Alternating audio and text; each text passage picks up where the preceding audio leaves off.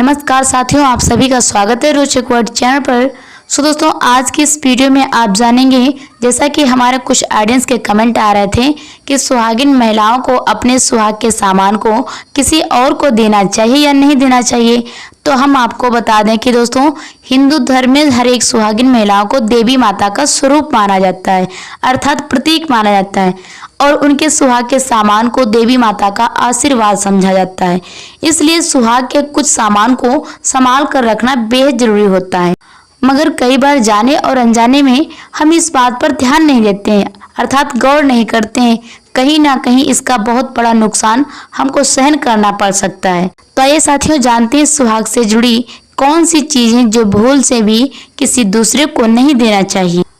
साथियों, सबसे पहली बात यह है, कभी कभी नवविवाहित महिलाएं अपनी शादी का जोड़ा अपनी बहन, सहेलियों व अन्य स्त्रियों को दे देती हैं, मगर शास्त्रों के अनुसार अपनी शादी का जोड़ा किसी और को नहीं देना चाहिए।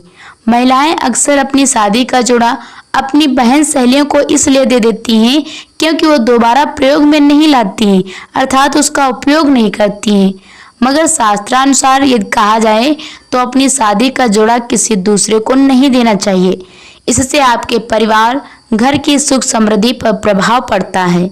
तो आइए दोस्तों, अब जानते हैं दूसरी बात कौन सी है जो महिलाओं से जुड़ी हुई। साथियों, शास्त्रों के अनुसार एक विवाहित महिला की बहुत बड़ी पहचान होती है, जैसा कि आप सभी लोग जानते हैं, और सभी सुहागिन महिलाओं को इसका सम्मान भी करना जरूरी है। तो आइए साथियों, दूसरी बात जानते हैं सिंदूर के बारे में। होता क्या है साथियों, कई बार सुहागिन महिलाओं को इस बात का ध्यान नहीं रहता जब वो सिंदूर भरती हैं, कहीं भी मांग में सिंदूर भर लेती हैं। लेकिन इसका सही तरीका क्या है, ये हम आपको बताने वाले हैं।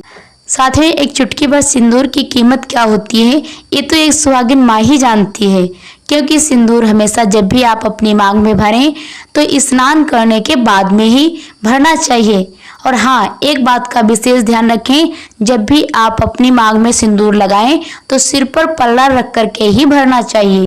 कई बार साज श्रृंगार करते समय अपने घर में उपस्थित किसी दूसरी सुहागिन माता का सिंदूर अपनी मांग में भर लेती हैं, और कहीं ना कहीं इसका प्रभाव देखने को मिलता है। इसका बुरा प्रभाव आपके पति पर पड़ सकता है और घर में कलेश हो सकता है। तो सुहागिन महिलाएं कभी भी अपने सिंदूर को जिस भी वस्तु में रखती हूँ, चाहे वो सिंदूरा हो या सिंदूरदानी में रखती हूँ, वह किसी और को नहीं देना चाहिए, और ना ही किसी दूसरे की मांग का सिंदूर अपनी मांग में भरना चाहिए।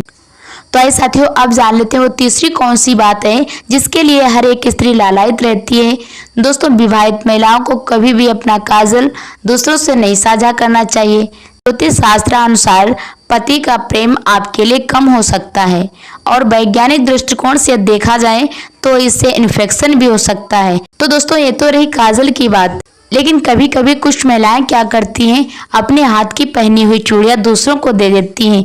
लेकिन ऐसा कदापि नहीं करना चाहिए, क्योंकि ऐसा करने से आपका भाग्य कमजोर हो सकता है, क्योंकि चूड़ियों के साथ आपकी किस्मत भी दूसरी महिला की झोली में चली जाती है। शास्त्रों अनुसार कहा गया है कि अपने माथे की बिंदी को किसी और को नहीं देना चाहिए, इससे आपका सुहाग कमजोर पड़ सकता है।